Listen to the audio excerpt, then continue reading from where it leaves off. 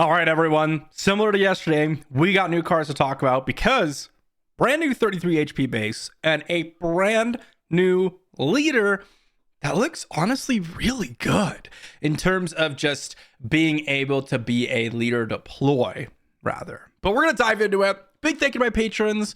Also, I have a TCG player link in the description down below. I've got a video coming up. I don't remember if I said yesterday if I was going to post it today, but if I did, I totally lied to you all, and I'm going to be posting it soon with a update on the patron tournament. So with all that, let's dive into the first couple of cards that we've got. Trench Run and Red 5. Let's start off with Red 5 over here on the right. We've got a 3-cost space unit in Aggression Heroism, Red 5, 3/4 Rebel Vehicle Fighter. On attack, you may deal 2 damage to a damaged unit. Very, very interesting. So 3 resource, 3/4, honestly, decent enough to be played. We see Punishing One being played oftentimes as a 3/4 space unit for 3. It has a relevant tag, and in some cases you'll get a little bit of value, and that's what Red 5 feels like. You'll get a little bit of value here and there with this extra on attack trigger, although we will talk about the new leader, which synergizes very well with Red 5. And more importantly, this is a rebel. It's also a vehicle to fit pilots, and I guess the third tag is also relevant for the event here. But the Rebel 3/4 space unit, honestly, in Sabine, I would oftentimes prefer Red 5 over Red 3. And that's mainly because Red 3 just dies to basically everything and oftentimes loses in combat, whereas Red 5 will not. Now, of course, in Sabine, I think Red 3 is one of those cards that you actually do take advantage of Red 3's ability. So maybe not necessarily in Sabine every time, but in like Sabine Yellow, I would definitely take Red 5 over Red 3 in a lot of situations. So just something to think about. Even in what I consider the best Red 3 deck, I still find Red 5 to maybe be an option over it. But Trench Run looks absolutely insane. We've got 1-cost event, attack with a fighter unit. For this attack, it gains +4/+0 and gains on attack, discard 2 cards from a defending player's deck. Deal unpreventable damage equal to the difference in the discarded cards to this unit. So essentially, the decks or the cards that you flip, you're going to discard 2 of them. Let's say it's a 3-cost and a 5-cost. You will be dealing 2 damage to this unit.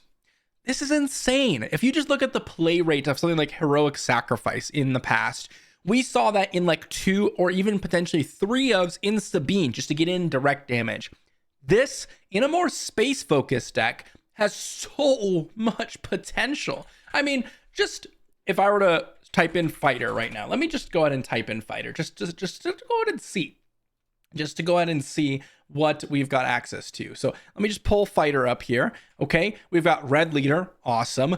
Maybe not played in like Sabine, for example. We have blue leader, very likely to be played in Sabine. We've got red squadron Y-wing, also quite an excellent one. What about previous sets? I mean, Anakin's interceptor counts, Wolfpack escort counts, your hotshot V-wings, your patrol wings if you happen to be playing those, your Fang fighters if you're playing those, cartel turncoats, restored arcs, red 3 A-wings, right? All kind of your classic fighters are, or rather classic aggro Sabine cards is what I think of, are fighters, right? These space units are fighters. And that is absolutely crazy in terms of potential, because +4/+0 and you don't even lose your unit is insane. Oftentimes, Heroic Sacrifice was just used as a way to pump up your unit as a one-time attack. This has the potential to not even kill your unit, and you're getting 4 additional damage from it. This looks like an immediate staple and an immediate card that we should try to build around, especially in a set meant for a bunch of vehicles, pilots, where fighters are probably going to be more prevalent.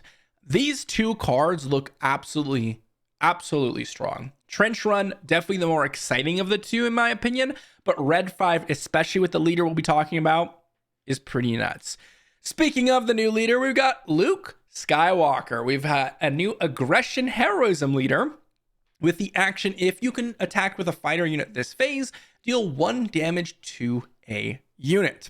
He deploys for 6 as a 5/6 no abilities, or a +4/+5 upgrade that makes it so that this upgrade can't be defeated by enemy card abilities, and the attached unit is a leader unit. If it's a fighter, it gains on attack, you may deal 3 damage to a unit. So pretty interesting, because this upgrade makes it so that, well, your opponent can't use confiscate on it. It's one of the few leaders, actually, it's the only leader that has this type of effect on it, because the other ones just don't say anything about it, which means they can just be defeated by standard upgrade hate. And I mean, you can see the top comment here. He has plot armor. Absolutely true. That is literally just plot armor on a card. But more importantly, +4/+5 in terms of stats is a lot of stats. I mean, a lot of stats. You also get that on attack trigger, which can be pretty good, but I'm just viewing this as like a top end curve where you're putting this on and closing out a game. If you look at the front side, this one also looks pretty good as well. If we just look at the previous card we talked about, Red 5, and we combo that with Luke, you could easily go like turn 1 A-Wing, ping their unit. On turn 2 with an attack. Turn 3, after you've played your Red 5 on turn 2, you just attack and you finish off a unit just by attacking with that fighter. That is absolutely nuts, right?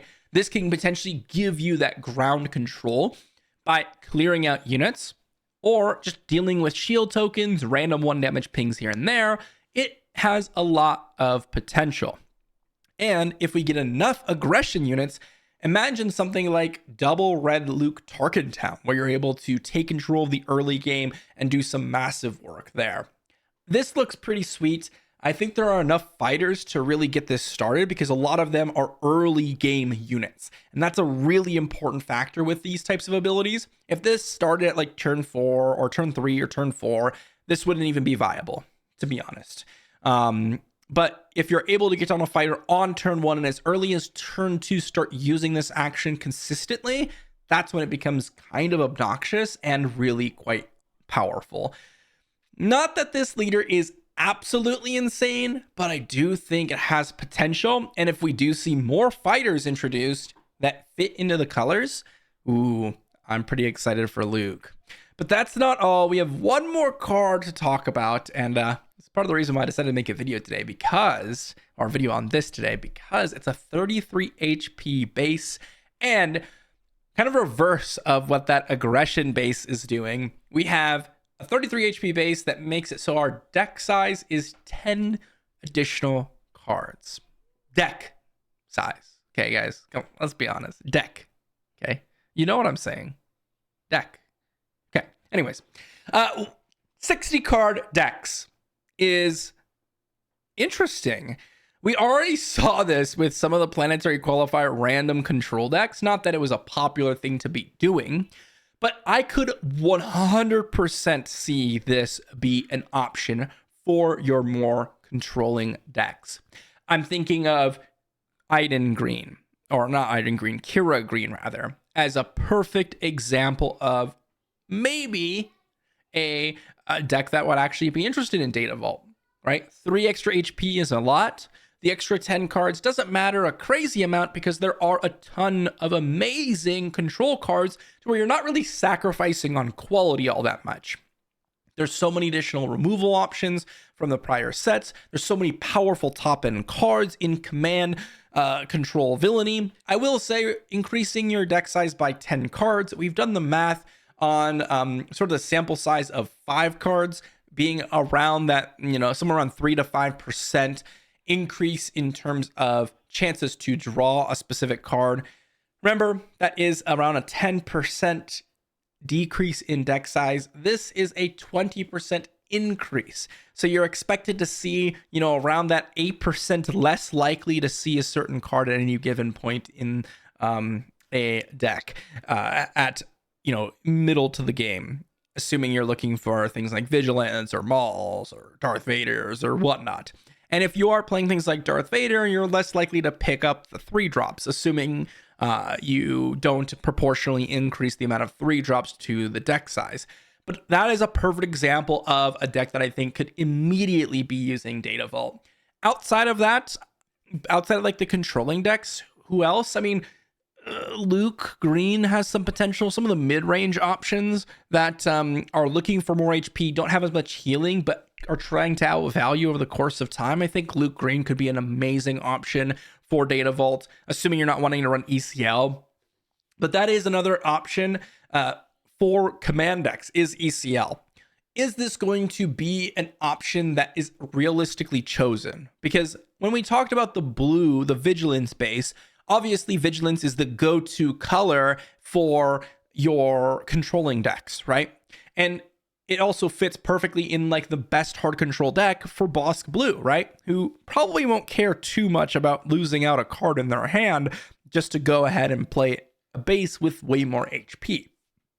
On the other hand, this is directly competing with ECL, because even controlling or mid-range decks can be using ECL in their decks.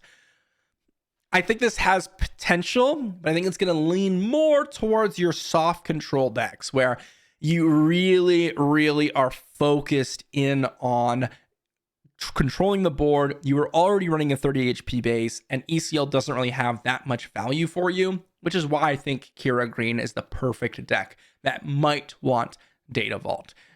I think this has potential to see a few decks playing it, whereas I think the red base doesn't really. I think the blue base does, but the blue base doesn't have to compete with a Tarkin Town or an ECL. Can't wait to see the yellow base, but it'll be the last one that we have on our list. Let me know what you think, guys. Those are the cards we have today. Some pretty sweet new aggression heroism cards. I mean, like, game changers. Trench Run is a game changer for sure. Red 5, pretty solid. Luke Skywalker, definitely an interesting Luke. And when I was talking about Luke Green earlier, I was talking about OG Luke, I suppose. Now that we have a secondary Luke, I guess I should be specific, but Luke 1, right, instead of Luke 4.